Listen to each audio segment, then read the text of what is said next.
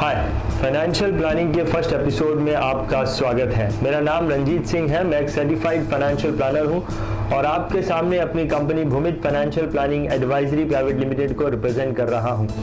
इस फील्ड में हमारी ये कोशिश है कि हम ज़्यादा से ज़्यादा लोगों को फाइनेंशियल प्लानिंग के बारे में बता सकें, ज़्यादा से ज़्यादा लोगों को फाइनेंशियल प्लानिंग इंप्लीमेंट करने के लिए मोटिवेट कर सकें। तो आज मैं आपसे फाइनेंशियल प्लानिंग के बारे में कुछ बात करना चाहता हूँ।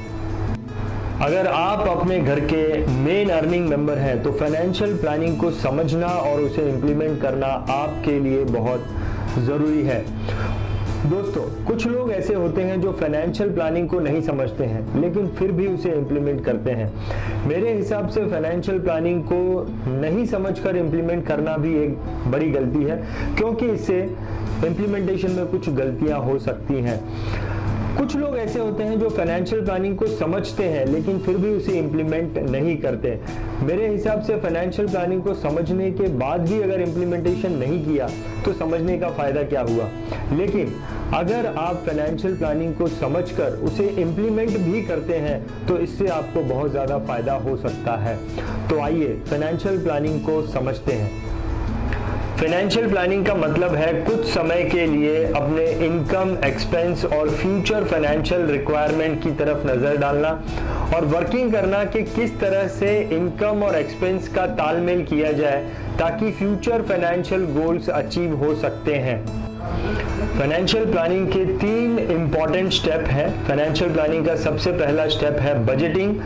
अगर आपके एक्सपेंस आपकी इनकम से 30% कम है तो आपकी बजटिंग स्ट्रांग है, लेकिन अगर आपके एक्सपेंस बढ़ते जाते हैं तो आपकी बजटिंग वीक होती जाती है। Let me give you example. एक 6 फीट के हाइट के इंसान का आइडल वेट 76 kg है, लेकिन अगर उसका वेट बढ़ते जाता है तो उसकी हेल्थ के लिए अच्छा नहीं है। उसी तरह 1 लाख रुपया कमाने वाले इंसान के लिए आइडल एक्सपेंस 70,000 है, लेकिन अगर उसका एक्सपेंस बढ़ते जाता है तो वो उसकी फाइनेंशियल हेल्थ के लिए अच्छा नहीं है। तो फाइनेंशियल प्लानिंग के फर्स्ट स्टेप को इम्प्लीमेंट करने के लिए आपको कोशिश करनी है कि आपका एक्सपेंस आपकी मंथली इनकम से कम हो, और अगर आप 30% तक अपने एक्सपेंस को कम करते हैं तो ये आपकी बजटिंग को स्ट्रॉन्ग करता है। फाइनेंशियल प्लानिंग के दूसरे स्टेप को समझने के लिए आपको हमारा सेकेंड एपिसोड देखना होगा।